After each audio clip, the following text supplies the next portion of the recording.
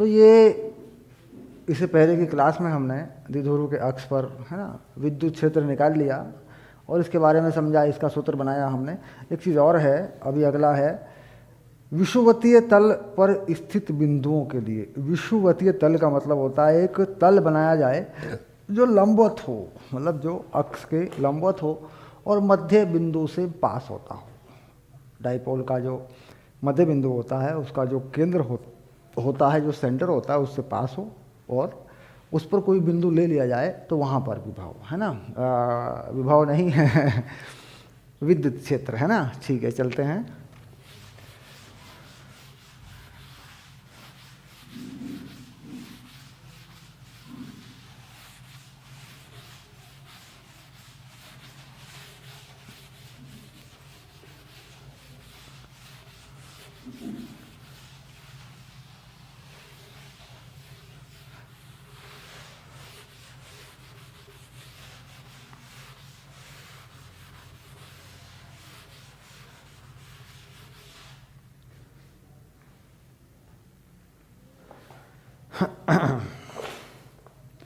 विषुवतीय तल पर, है ना, ऐसे देखो लिखता हूं इसको।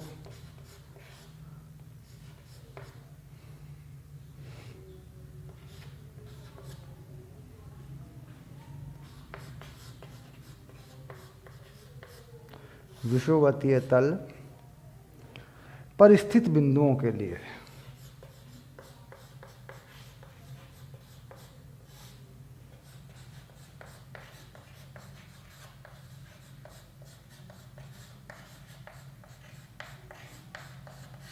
ये आ गया।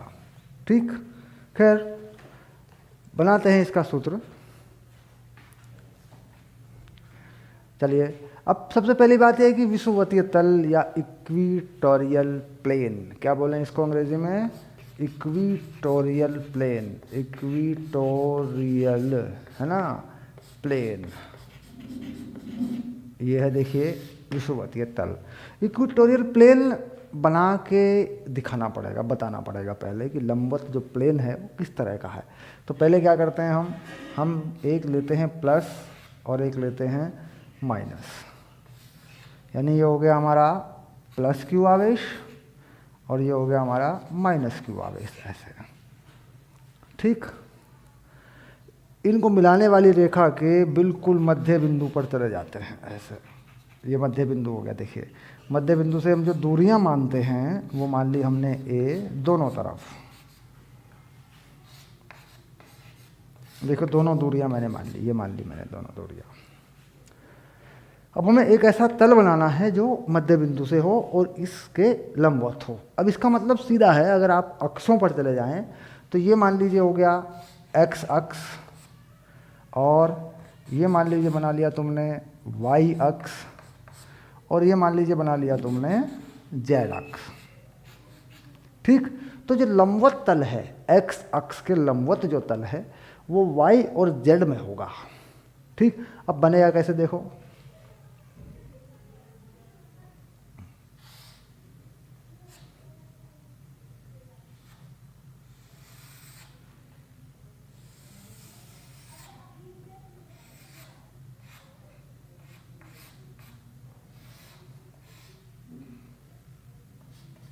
ये बिल्कुल तुम्हें तल बना के दिखाता हूं मैं। ये वो तल है, देखो ये बन गया, देखो वो तल।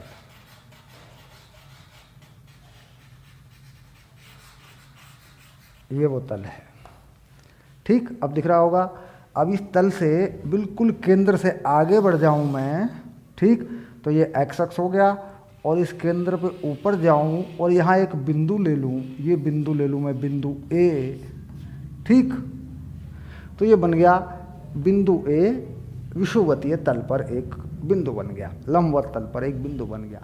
अगर मैं इसकी दूरी आर मान लूँ, इसके केंद्र से ऐसे आर मान लूँ बिल्कुल, मुझे इस बिंदु ए पर ही विद्युत क्षेत्र बताना है, मुझे इस बिंदु ए पर ही विद्युत क्षेत्र बताना है। अच्छा, अब मैं इसको मिला के देखूँ, अगर तो कुल मिला के यहाँ से अगर मैं इसे मिला दूँ ऐसे और यहाँ से भी मिला दूँ ऐसे, तो ये दोनों दूरियाँ जो है, इसको मान लूँ मैं m, इसको मान लूँ n। ठीक, तो साफ साफ दिखाई दे रहा है मुझे कि A M equals to A N है। ठीक, ये वाली चीज़ है। और मान कितना है ए एम या ए एन का? अगर मैं ए एम को लिख दूं तो कितना बन रहा है बताओ, देख के बताओ, पाइथागोरस लगा के बताओ। त्रिभुज में R square plus A square ये बन रहा है, देखो। ठीक, क्योंकि ये एक समकोण त्रिभुज हो गया। देखो यहाँ पे ये समकोण त्रिभुज हो गया दोनों तरफ से। ठीक, अब इस बिंदु ए पर विद्युत क्षेत्र है ना, तो चलते हैं, लिखते हैं, देखो शुरू करते हैं। बिंदु ए पर विद्युत क्षेत्र कोई मुश्किल थोड़ी है यार, मुश्किल नहीं है, आसान चीज़ें हैं। मतलब फिजिक्स को हम मतलब इतनी तेज़ी से इधर उधर से छोटी छोटी चीज़ें उठा के ऐसे टुकड़ों में पढ़ते हैं ना, तो इसलिए वो गड़बड़ करता है। उसको थोड़ा रिलैक्स में आराम से फुर्सत से उसको चलाते जाइए, समझते जाइए सारी चीज़ों को। अब विद्युत क्षेत्र की बात अगर ए पे करेंगे तो दिशा बतानी पड़ेगी, उसकी दिशा बतानी पड़ेगी। अब देखिए, धनात्मक आवेश से इस बिंदु पर विद्युत क्षेत्र इस तरफ को जाएगा, जिसे तुम नाम दोगे ई पॉजिटिव का। ठीक, ऋणात्मक आवेश की तरफ होता है विद्युत क्षेत्र, तो ऋणात्मक आवेश का विद्युत क्षेत्र ऋणात्मक आवेश की तरफ जाएगा, जिसे तुम नाम दोगे ई नेगेटिव का। तो देखो बिल्कुल साफ साफ दिख गया होगा किसका आवेश विद्युत क्षेत्र किस तरफ है। अब तुम क्या करोगे, यहाँ तुम ये बनाओगे, इसके अवयव, इसके घटक बनाओगे तुम, तो तुम्हें कोण की आवश्यकता पड़ेगी। तो तुम कोण कौन सा कोण मानोगे? ठीक, अब देखिए कोण मान के देता हूँ तुम्हें।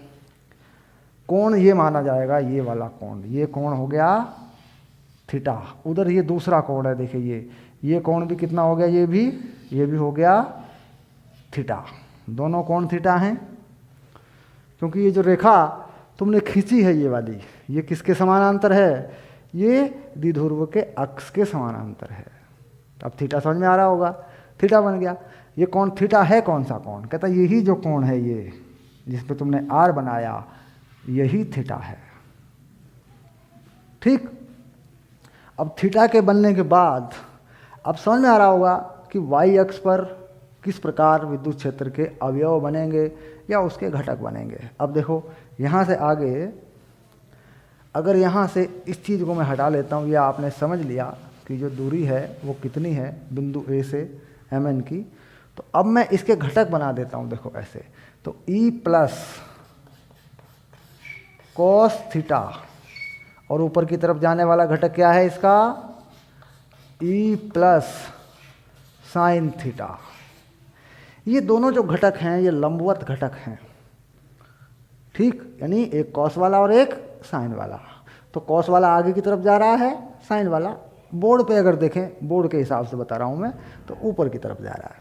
यानी ये जो ई साइन थीटा है ये इस तल में ही जा रहा है, और ये जो ई कॉस थीटा है ये तल के लंबवत जा रहा है एक्स अक्ष की तरफ।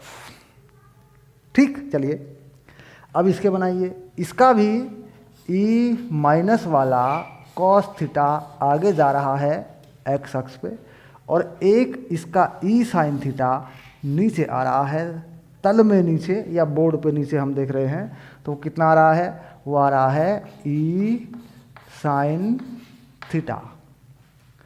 तो वाई अक्ष के अनुदिश जो घटक है उसे लिखते हैं ई वाई, कितना हो रहा है?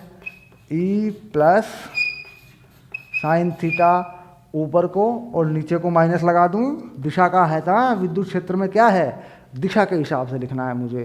तो ई माइनस साइन थीटा ये आ गया।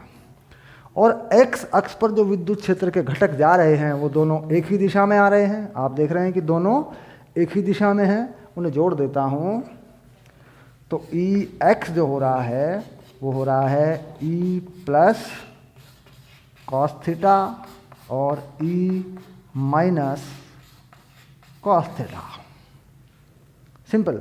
अब मुझे यहाँ ये देखना है कि जो ई प्लस है या ई माइनस है उनमें क्या संबंध है। तो ये बात आ रही है ई प्लस बराबर है परिमाण में ई माइनस के। ई प्लस और ई माइनस का परिमाण बराबर है, और है कितना? ये है Q/4 pi epsilon naught R square plus A square, यानी के क्यू बाई आर स्क्वायर। अभी जो R square plus A square है ये कौन सी दूरी है? देखो ये वाली दूरी है, ये वाली दूरी है। ये दूरी कितनी है? ये है R square plus A square का वर्गमूल, ये वाली दूरी है। यही दूरी यहाँ पर भी है। अब मैं क्या करूँगा, जब इसका इस आवेश का विद्युत क्षेत्र यहाँ पे देखूँगा के क्यू बाई आर स्क्वायर, उसमें सूत्र में लगाऊंगा इसको मैं, तो इसका जो वर्गमूल है जब इसका स्क्वायर होगा, इसका जो स्क्वायर रूट है ये हट जाएगा तो ये चीज़ बन जाएगी। यही विद्युत क्षेत्र प्लस चार्ज या धनात्मक चार्ज या पॉजिटिव चार्ज की वजह से इधर को जाएगा, यही विद्युत क्षेत्र इधर को आएगा, क्योंकि आवेश का परिमाण वही है, आवेश की वैल्यू वही है, और ये आर भी यहाँ से जो दूरी है ये भी बराबर है। इसका मतलब ये दोनों विद्युत क्षेत्र परिमाण में बराबर हैं, दिशाओं में भिन्न हैं, ठीक, इसीलिए इनके घटक करने पड़े मुझे। अब आप समझ रहे होंगे कि E प्लस और E माइनस ये बराबर हैं। इसको क्या लिख दिया मैंने? मैं इसको लिख देता हूँ E। अब देखो E प्लस का परिमाण हो गया, E माइनस का परिमाण हो गया, ये उसकी वैल्यू हो गई। अब यहाँ पर अगर मैं देखूँ इस चीज़ को, ये बन जाएगा 0। क्यों? क्योंकि E plus sine theta minus E minus sine theta, क्योंकि ये दोनों सेम हैं, ठीक। तो इनके घटक क्या करेंगे? एक दूसरे को कैंसिल कर देंगे। जितना विद्युत क्षेत्र का घटक ऊपर को बनेगा उतना ही नीचे को बनेगा। सिंपल हो गई बात। कुल मिलाकर EX आ गया मेरे पास। EX कितना आ गया? 2E cos theta. अभी जो E है देखो यही है वो E, बस ये रहा वो E, विद्युत क्षेत्र का परिमाण है, ठीक। अब इसकी वैल्यू मैं यहाँ रख देता हूँ, ठीक है, ये हटा लेता हूँ मैं। अब समझ गए आप कि वही दो घटक जो x अक्ष के अनुदिश गए वही जोड़े गए, ठीक। अब लिख देते हैं इसको, देखो EX 2E cos थीटा। चलिए अब E की वैल्यू लगा देते हैं, इसमें E की जो वैल्यू है वो इसमें डाल देते हैं, ठीक। 2Q upon 4 pi epsilon not R square plus A square cos theta का मान लगाते हैं। कॉस थीटा, ये रहा कॉस थीटा। तो कॉस थीटा क्या होता है? आधार की लंबाई बटे कर्ण की लंबाई, है ना। आधार कहाँ है? इस त्रिभुज में थीटा देखा जा सकता है, देखो इस त्रिभुज में थीटा देखा जा सकता है। ये आधार है जो A के बराबर है, ये कर्ण है जो R square plus A square के वर्गमूल के बराबर है। तो कॉस थीटा का मान क्या लिख दिया? ए, ये बन गया, देखो, ठीक। तो ये चीज़ बन के आ गई, देखो। अब ये क्या बना, देखो इसको ठीक करें तो कैसा बना? 2QA upon 4 pi epsilon not R का वर्ग प्लस A के वर्ग की पावर कितनी घात बनी? 3/2। क्यों? एक घात ये है, एक पावर ये है, आधी पावर ये है, ठीक। ये बन गया, देखो ये बन गया। तो यही विद्युत क्षेत्र है, ये देखो, ठीक। थोड़ा सा इसको ठीक करेंगे, इसको थोड़ा सा ठीक करेंगे। अब देखो इसको ठीक करते हैं, इसको आगे बढ़ाते हैं, यहाँ से यहीं पे बढ़ा लेते हैं आगे। देखो इसको ठीक करेंगे अभी।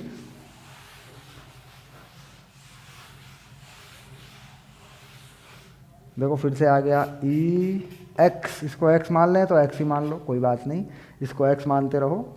x अक्ष के अनुदिश आया ना तो इसको x मान लो, ऐसे देखो, ठीक। ये होता है विद्युत द्विध्रुव आघूर्ण P, और ये बन गया 4 पाई एप्सिलॉन नॉट R का स्क्वायर प्लस A का स्क्वायर की पावर 3/2, ये बन गया, देखो, ठीक। अब इसमें हम लगाएंगे क्या?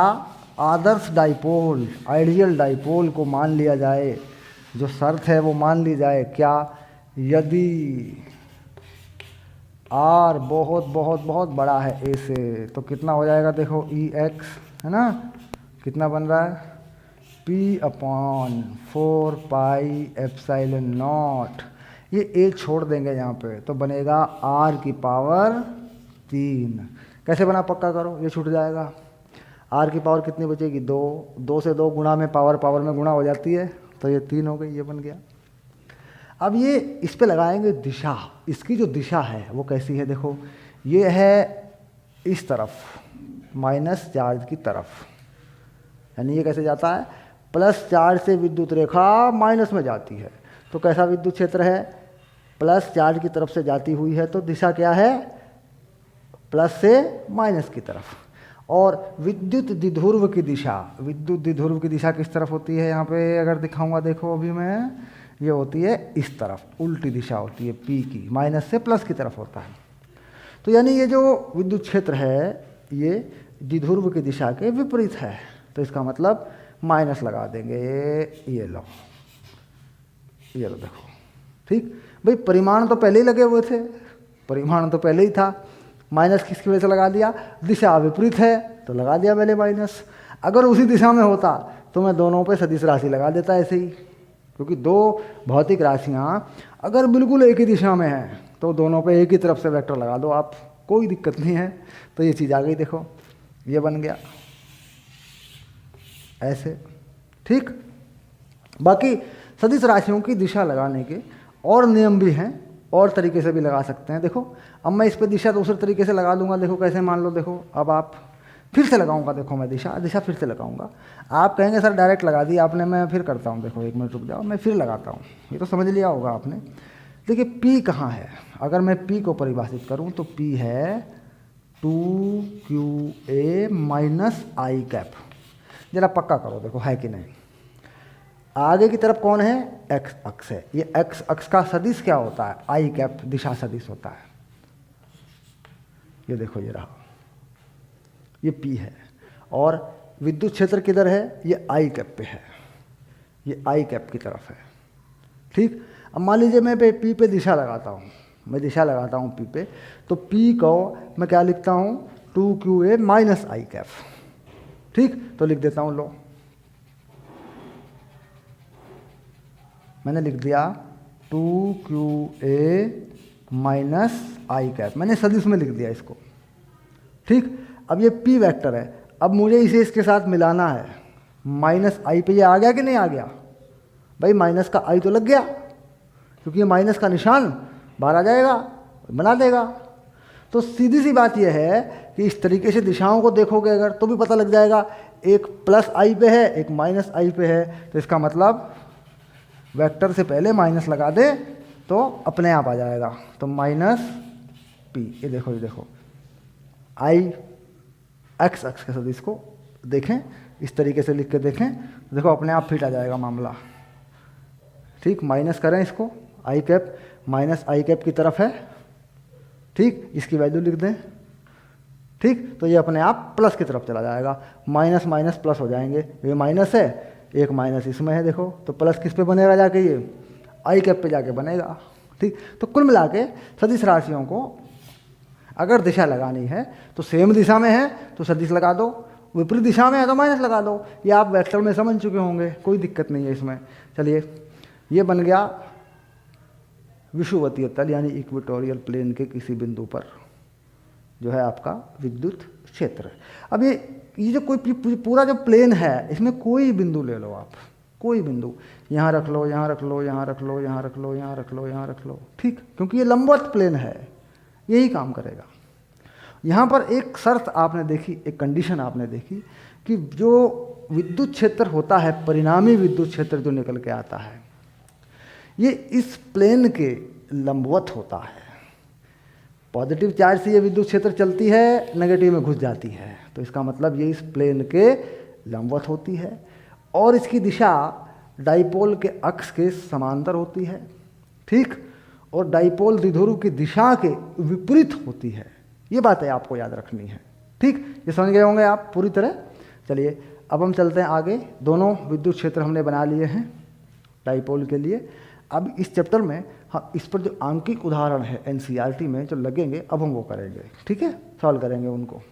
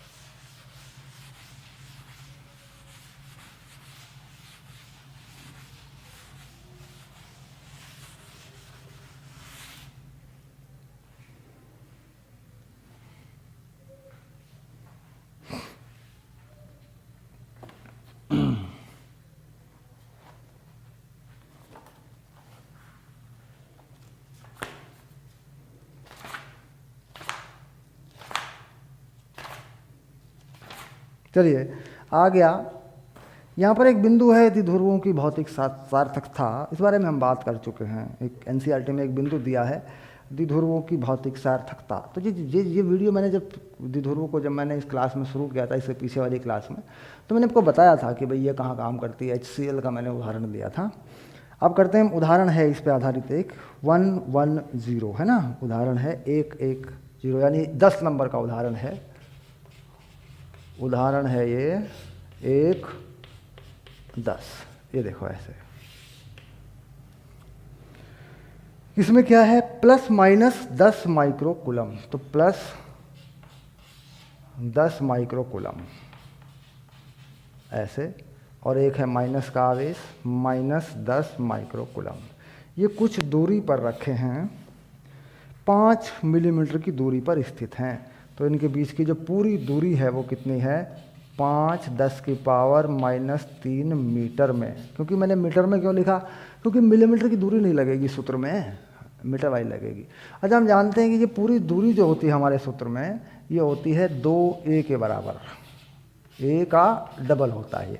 तो जाहिर सी बात है कि a जो मिला है मुझे वो मिला है 5/2 10 की घात माइनस 3 मीटर में मुझे a मिला है, यानी द्विध्रुव की आधी लंबाई, जो मैं सूत्रों में डालूंगा। इसके बाद इस द्विध्रुव के अक्ष पर केंद्र O से चित्र इतने इतने के अनुसार बिंदु P पर जो 15 सेंटीमीटर की दूरी पर है धन आवेश से। ठीक, अब धन आवेश से मान लीजिए 15 सेंटीमीटर की दूरी पर है। देखिए यहाँ पर कोई चीज़ है, मान लीजिए ये बिंदु है, इस बिंदु पर हमें कोई विद्युत क्षेत्र चाहिए। ठीक, और ये कह रहा है कि ये बिंदु जो है P है ऐसे। ठीक, तो EP की अगर बात करें तो कितना होता है EP, ठीक, ये होता है 2P अपॉन 4πε0 r³, ये होता है। ये हम क्यों कह रहे हैं, हमने पूरा क्यों नहीं किया, हमने वो सूत्र क्यों लगा दिया जिसमें हमने मान लिया था कि r बहुत बड़ा है a से, क्योंकि ऐसा हो रहा है। देखिए ये a है बहुत छोटा सा और r बहुत बड़ा है। कितना है ये r, देखो ये r बताया जा रहा है 15 सेंटीमीटर ऐसे। तो ऐसा करने पर हमारे आंसर बिल्कुल सही आएंगे, इसमें कोई ज़्यादा फर्क नहीं आएगा, वो हमारे आंसर हो जाएंगे। अब इसमें हम क्या करते हैं, सबसे पहले हम वैल्यू डालते हैं इसकी 1/4πε0 9 10 की पावर 9, फिर ये 2 लगाते हैं, फिर हम P का मान लगाते हैं डाइपोल, वो होता है 2QA। तो Q कितना है, देखिए फिर एक बार लिख देता हूँ लो मैं, ये P का मान होता है डाइपोल मोमेंट, द्विध्रुव घूर्ण, और कितनी दूर है 15 सेंटीमीटर। तो हम क्या लगाते हैं 0.15 की घात 3 लगाते हैं, ये सूत्र होता है हमारा। सारी वैल्यू लगा दी मैंने। Q का मान कितना है, देखो ये रहा Q 10 माइक्रो कूलम, ये रहा यहाँ पे, ये वैल्यू जो है यहाँ पे लगेगी, ये वाली वैल्यू यहाँ पे लगेगी। ठीक, बस आपका उत्तर आ जाएगा, सॉल्व कर लो आप। ठीक, इसके बाद एक है, दूसरी स्थिति है अभिलंबत ओ से गुजरने वाली 15 सेंटीमीटर। दूसरी जो स्थिति है वो भी 15 सेंटीमीटर पे है। उसमें क्या होता है, उसमें यहाँ अगर इसके लंबत जाऊँ मैं, इसके लंबत किसी बिंदु पे जाऊँ, ऐसे मैं यूँ, है ना, ऐसे आर पे जाऊँ यहाँ से, तो यहाँ पे जो फील्ड होता है, जो विद्युत क्षेत्र होता है, वो क्या होता है, वो होता है KP/R3 ऐसा। ठीक, अब यहाँ पर भी वही कह रहा है ये, द्विध्रुव के अक्ष के लंबवत चित्र में दर्शाए गए गुजरने वाली रेखा पर 15 सेंटीमीटर की दूरी पर, है नहीं, इसमें भी यार आपको 15 लगाना है। तो उत्तर सीधा हो गया ना, देखो यहाँ पे 2 लगा है, वहाँ पे 2 नहीं लगा। यानी ये बात समझ में आती है कि भाई जो अभिलंबत स्थिति होती है उसका 2 गुना होता है विद्युत क्षेत्र अक्ष के किसी बिंदु पर, क्योंकि वहाँ पे क्या बनता है, अभी हमने देखा कि वहाँ पे घटक बनते हैं, अवयव बनते हैं, E sin theta, E cos theta, वो कैंसिल हो जाते हैं एक दूसरे से, इसलिए वो चीज़ क्या आ रही है, आधी होके आ रही है। ठीक, तो उसी कारण से वहाँ का प्रभाव या विद्युत क्षेत्र कम हो जाता है, आधा हो जाता है। सूत्र बता रहे हैं कि ये है इस बिंदु पर जो अभिलंबत स्थिति में किसी रेखा पर है, ठीक, और ये अक्ष पर है जो किसी अक्ष के बिंदु पर है। ठीक, तो दोनों में हमने सूत्र लगा दिया, बात खत्म। यहाँ पे करेंगे तो क्या बनेगा, इसका आधा बन जाएगा, बस जो भी यहाँ से उत्तर आएगा उसका आधा हो जाएगा यहाँ पे। सिंपल सा सवाल है बिल्कुल।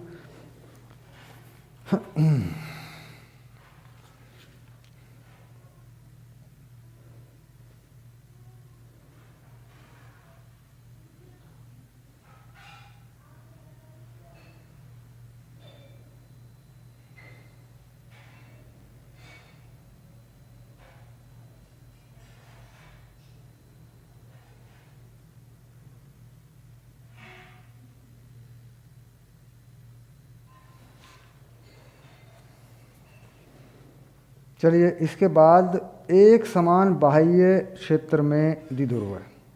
ठीक, एक समान बाह्य क्षेत्र में द्विध्रुव है।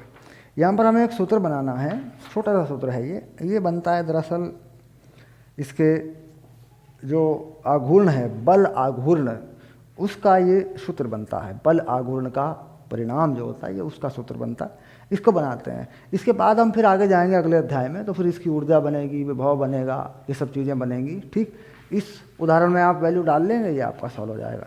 2 तरीक़ों से बताया है एनसीईआरटी में, और ये बताया कि देखिए दोनों जगह सेम होता है। सेम होता है मतलब क्योंकि जो आर है ये ए से बहुत बड़ा है तो मान एक जैसे आते हैं, नहीं तो ये जो सूत्र है इसमें माना गया है, इसमें क्या माना गया है, यदि ध्यान रहे इस बात का कि ये चीज़ काम कर रही है यहाँ पे बहुत बड़ा है ए से, अगर ये ना हो तो फिर ये सूत्र नहीं है, फिर इससे पहले जो सूत्र आता है जिसको हम ऐसा बनाते हैं फिर वो लगता है।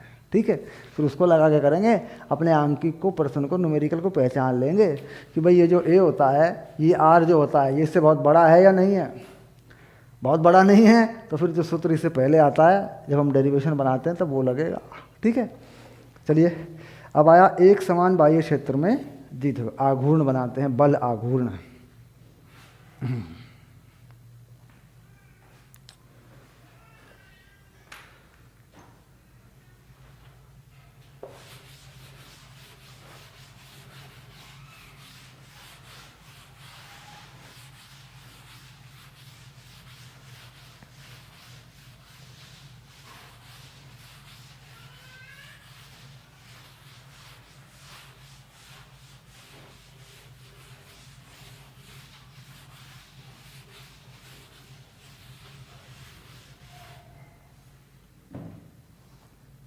एक समान बाह्य क्षेत्र में द्विध्रुव, एक समान बाह्य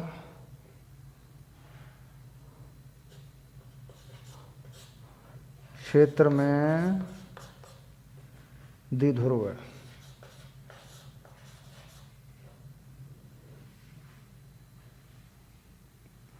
यार ये मात्राएं ना मुझसे उल्टी पुल्टी हो जाती है ना, क्या बताऊं मैं। ये लो, ये लगा दिया, देखो मात्रा ठीक कर दी मैंने। ये मात्राएं बड़ी गड़बड़ करती है मेरे साथ ना, बचपन से ही ना मात्राएं बड़ी गड़बड़ करती हैं मेरे साथ। ठीक, चलिए एक समान बाह्य क्षेत्र में द्विध्रुव। तो क्या बनाएंगे, बल का आघूर्ण का सूत्र, बल आघूर्ण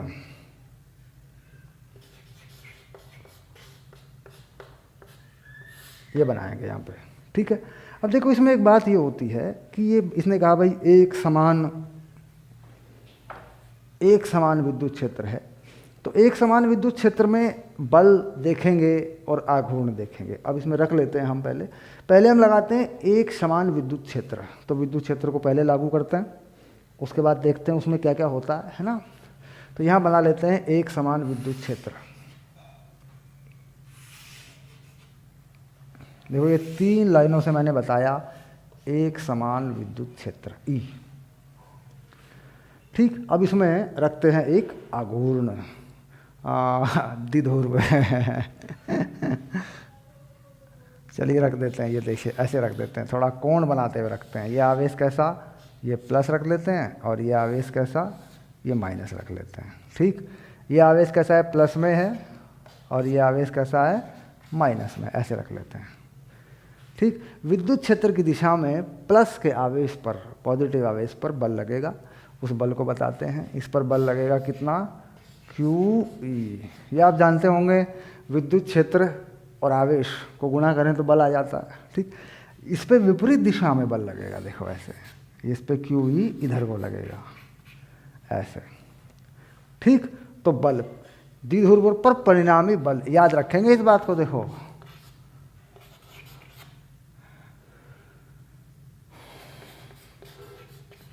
पर परिणामी बल है ना, याद रखेंगे इस बात को, बहुत इंपॉर्टेंट बात है ये। देखो पल पूछते हैं कई बार।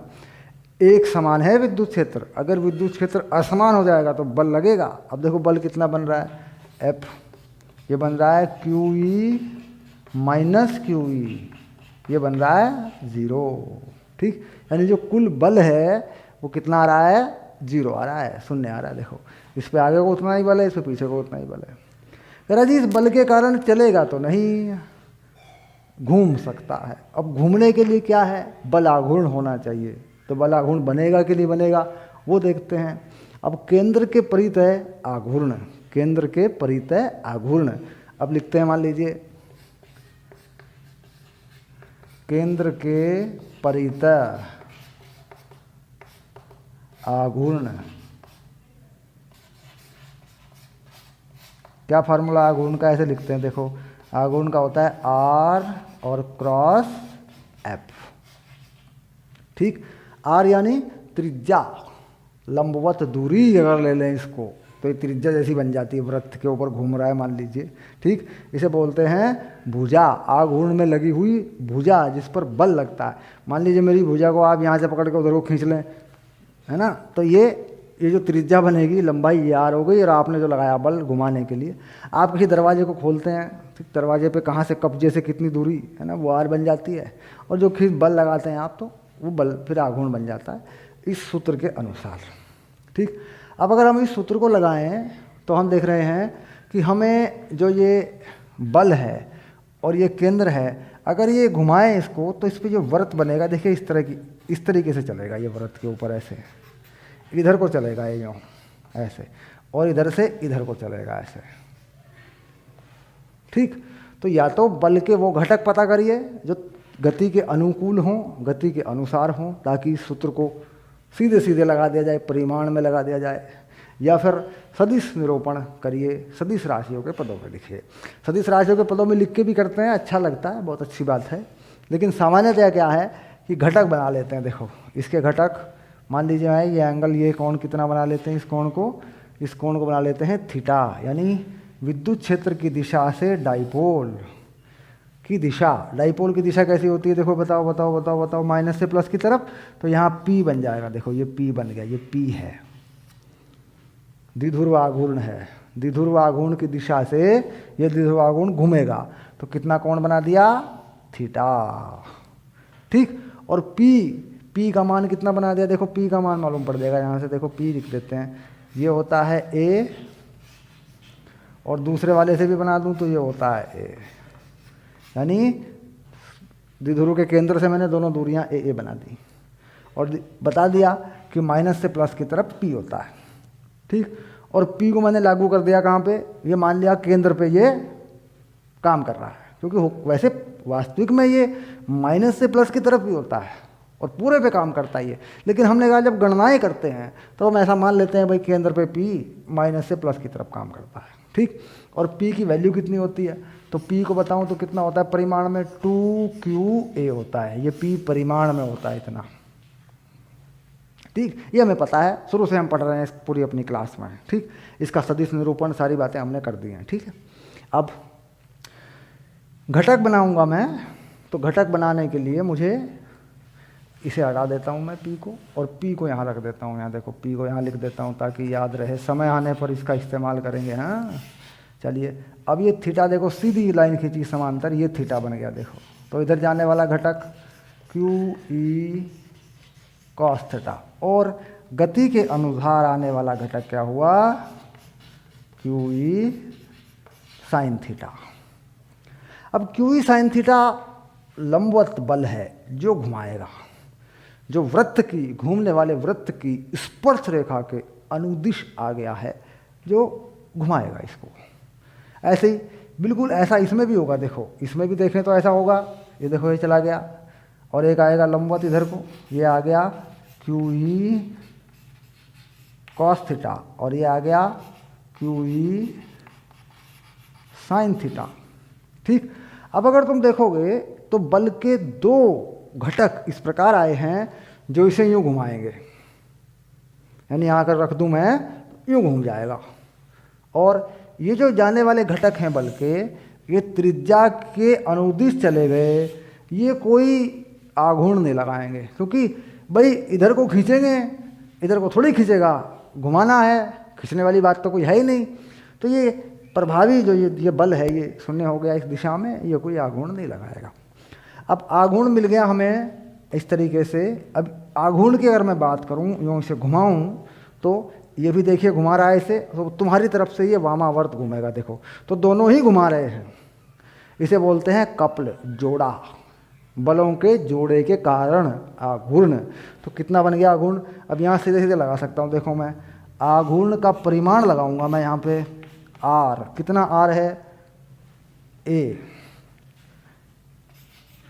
कितना बल है, QE साइन थीटा, और दोनों का जोड़े का अगर जोड़ दूं तो 2 हो गया, यहाँ पे इस वाले का और प्लस इस वाले का, टोटल मैंने जोड़ दिया, बलों के जोड़े का आघूर्ण मैंने, ये डबल इसलिए किया है मैंने, ठीक। तो ये चीज़ कितनी बन के आ रही है, इसे देखें तो आघूर्ण का परिमाण कितना आ रहा है, ये आ रहा है 2QA साइन थीटा, और दिशा जो आ रही है आपने देखा इस तरफ को घुमा है, तो आघूर्ण की दिशा कैसी होती है, गति के तल के लंबवत। तो यूं घूम रहा है तो आघूर्ण की दिशा केंद्र में अंदर की तरफ बोर्ड में घुस जाएगी। राइट हैंड थंब रूल से घुमाएं, ऐसे दाएं हाथ के नियम से घुमाएंगे, है ना। तो ये चीज़ बनती है, ये रहा E, ओके, ये वाला।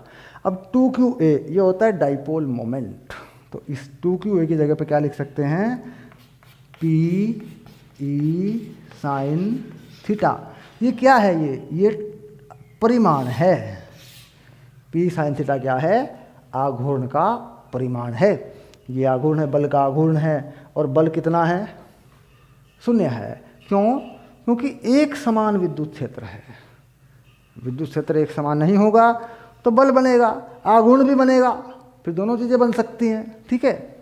चलिए यहीं से आगे आ जाते हैं।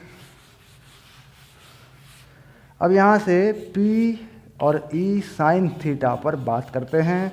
ये आघूर्ण का परिमाण बन गया, ठीक। अब इसे सदिश निरूपण कैसे करें इसका, इसको वेक्टर में कैसे लिखें, ठीक। अब देखो ये P है, ये E है, ठीक।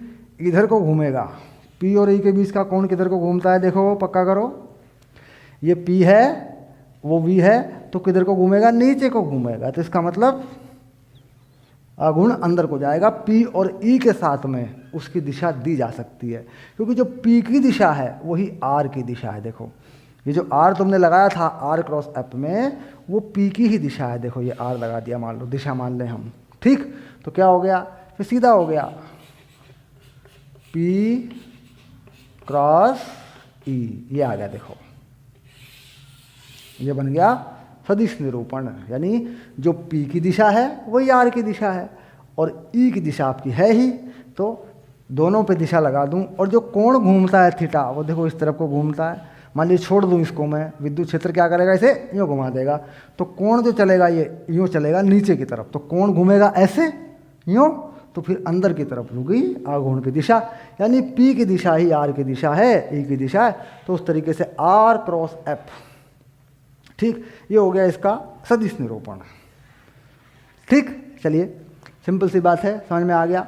अब इस चीज़ को वेक्टर में ही आगे बढ़ा सकते हो, वेक्टर में आगे बढ़ा के देख सकते हो। देखो कैसे देखते हैं इसको। जो P है वो है Q 2a क्रॉस E, ये बन गया। देखो जो P होता है वो क्या होता है 2QA। 2a की दिशा क्या है, देखो माइनस से प्लस की तरफ 2a की दिशा है, ये पूरा 2a वेक्टर है, यहाँ से लेकर यहाँ तक पूरा 2a वेक्टर है। देखो ये लिखा हुआ है, तो 2a क्रॉस E। अब जो 2a है वही R है, यहाँ से देखें अगर वही R है, R का आधा है लेकिन वो ऐड हो गया है दोनों तरफ, देखा जाए तो पूरा A वेक्टर बन गया। तो इसका मतलब सीधा है कि ये जो निरूपण है सदिश में ये ऐसे होना है, ऐसे। ठीक, चलिए ये बन गया आपका आघूर्ण। अब इस पे आते हैं कि भाई ये कैसे काम करेगा। ठीक, अब अगर मैं इसका अधिकतम मान देखूं, टॉ अधिकतम मान देखूं इसका, बताओ कितना अधिकतम मान होगा और कब होगा, जरा बताओ। इसका अधिकतम मान होगा PE, ये कब होगा, जब होगा थीटा 90 डिग्री थीटा होगा, है ना, 90 डिग्री थीटा होगा, ऐसे। यानी जब विद्युत क्षेत्र की दिशा के लंबवत होगा डाइपोल, तब उस पर क्या लगेगा, घूर्ण अधिकतम लगेगा, यूं घूम के आएगा। ठीक, और ये मिनिमम कब होगा, शून्य कब होगा, जब थीटा शून्य होगा। तो निम्न कम कब होगा, तो ये हो गया शून्य, कब, जब थीटा शून्य होगा। ठीक, 0 डिग्री होगा, ऐसे मान सकते हैं। ठीक, ये आ गया। माइनस में भी होता है, अगर मान लो यूँ कर दूँ इसे तो उल्टा -QE -P भी हो जाता है, यानी 0 भी होता है, -P भी होता है, +P भी होता है। ठीक, थीटा में जैसे जैसे मान बदलते जाते हैं वैसे वैसे वो चीज़ आती जाती है। ठीक,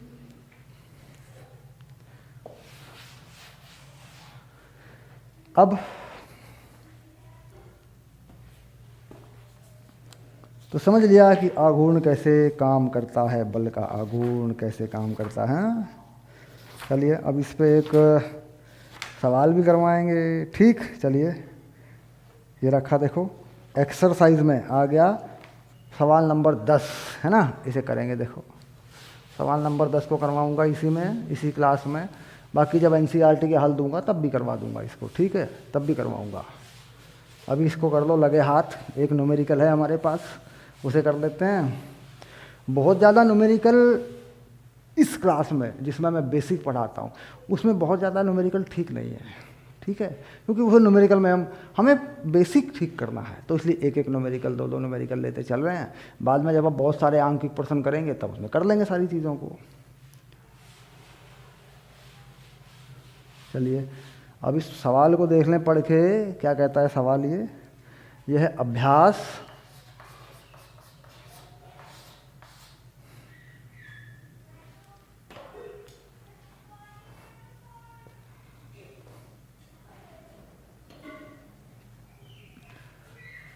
10 नंबर का ये सवाल है। ठीक, क्या कहता है, P दिया हुआ है, P का मान है 4×10⁻⁹ और यूनिट कूलम मीटर है। ठीक, यहाँ पर अगर कभी ऐसा हो आप देखें कि कूलम सेंटीमीटर है या माइक्रो कूलम सेंटीमीटर है, तो ध्यान रहे उसको बदलना पड़ेगा आपको। इकाइयों को, मात्रकों को बदलना हमें आना चाहिए। ठीक, ये हमने 11वीं में सीखा होगा। अभी तो ठीक है, कूलम मीटर है, बाद में कुछ लिख दिया माइक्रो कूलम मीटर है ना, तो चेंज करना पड़ेगा, इसको कूलम मीटर में लाना पड़ेगा। पहली बात ये है। ठीक, इसके बाद विद्युत क्षेत्र ई का परिमाण बताया जा रहा है 5×10⁴। ये न्यूटन पर मीटर में है। ठीक, ये भी देखना पड़ेगा, न्यूटन पर मीटर में है तो एसआई मात्रक है, एसआई मात्रक है, सही बात है। कुछ और है तो गड़बड़ है, फिर बदलना पड़ेगा उसको भी, मात्रकों का ध्यान रखना है ज़रूर। विद्युत क्षेत्र से 30 अंश के कोण पर संरेखित है, जो थीटा है वो 30 अंश का कोण है, ऐसे। ठीक, यानी ये अगर विद्युत क्षेत्र है तो इससे 30 अंश के कोण पर है, ये प्लस और ये माइनस, ये जो थीटा है ये 30 अंश का कोण है, ऐसे। ये ई है, देखो ऐसे रखा हुआ है। ठीक है, अब बताइए आघूर्ण क्या होगा। बिल्कुल सिंपल सी बात है, वैल्यू डाल देता हूँ। देखो पी कितना है 4×10⁻⁹, ई कितना है 5×10⁴, और साइन 30 का मान तो तुम्हें याद ही है बच्चों, साइन 30 का मान सर 1/2 होता है। चलो मान लिया ये 5 चौक 20 और ये हो गया 10⁻⁻5, साइन 30 का मान 1/2, ये आ गया 10⁻⁻4 आघूर्ण। तो ये उत्तर हो गया, ये हमारा आंसर हो गया। नहीं सर, ये आंसर नहीं है पूरी तरह, तो क्या करूं फिर मैं, मतलब मात्रक तो लगाओ, न्यूटन मीटर है ना, न्यूटन मीटर में आएगा आघूर्ण, मात्रक लगाना पड़ेगा। क्या है आघूर्ण, बल गुणा दूरी, तो बल किस में आएगा, न्यूटन में, और दूरी यानी त्रिज्या किस में आएगी, मीटर में। ठीक, तो मात्रक लगाना अनिवार्य है। किसी भी उत्तर में, अपनी परीक्षा में मात्रक लगाना ना भूलें। ठीक, चलिए ये हो गया आघूर्ण पर सवाल। तो ये टॉपिक हमारा पूरा हुआ, द्विध्रुव आघूर्ण वाला, लगभग 2 क्लासों में हमने इसे पूरा कर दिया। अब चलेंगे आगे। आगे क्या है, आवेश कैसे फैले होते हैं, आवेश किस किस प्रकार से फैले होते हैं। ठीक, सतत आवेश वितरण, क्या है टॉपिक का नाम, सतत आवेश वितरण, संतत आवेश वितरण, है ना। 3 प्रकार से आवेश फैले होते हैं, बात करेंगे इस बारे में। उसके बाद होगा हमारा गाउस का नियम, गाउस थ्योरम, है ना, गाउस का नियम बोल देते हैं इसको। बस इसमें उदाहरण हैं, बहुत महत्वपूर्ण उदाहरण है एनसीईआरटी में, इसके कुछ प्रयोग हैं, गाउस के नियम के कुछ अनुप्रयोग हैं। ठीक, इन पर बात करेंगे, और फिर इसका अपनी पुस्तक का, पाठ्य पुस्तक का जो अभ्यास है, जो प्रश्नावली है, फिर उसको हल करेंगे। ठीक है, पक्का, ओके, ठीक है, मिलते हैं हाँ अगली क्लास में। अगर आप ये वीडियो यूट्यूब पर देख रहे हैं तो फुल कोर्स में जाएं, फुल कोर्स में जाएं, वीडियो के नीचे लिंक है, vidyakul.com पे जाएं, पूरा कोर्स पढ़ें। छोटे छोटे वीडियो, एक वीडियो देख लिया, ये समय गुजर जाएगा, 2-3-4 महीने का समय है, ये गुजर जाएगा। उसके बाद कोर्स छूट जाएगा, कुछ याद रहेगा, कुछ नहीं रहेगा। नियम से पढ़ना अनिवार्य है। भौतिक विज्ञान जैसे विषय ये बड़े होते हैं, इसमें नियम से पढ़िए। मेरा तो सिर्फ कहना है आपसे, मर्जी आप ही की है, जैसे आपको करना है करिए। ओके, मिलते हैं अगली क्लास में, धन्यवाद। ओके।